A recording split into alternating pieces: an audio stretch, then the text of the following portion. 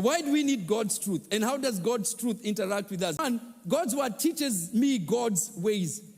David says in Psalms 25, 4-5, make me to know your ways, O Lord. Teach me your paths. Lead me in your truth and teach me. For you are the God of my salvation. For you I will wait all day long. And David is saying, I need God's word so I can be taught God's ways. If I need to operate like God, if I need to represent God, then I need to know his ways.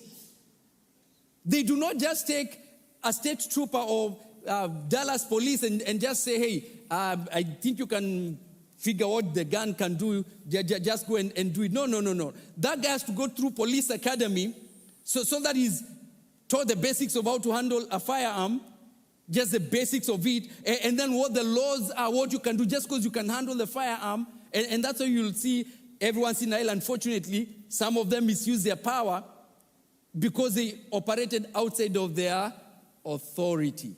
They had the power, but they went outside of their delegated authority. But what David is saying, God, I want you to teach me your ways. I will not be able to operate in power and in authority unless I know your ways. Teach me your paths. Lead me to your truth.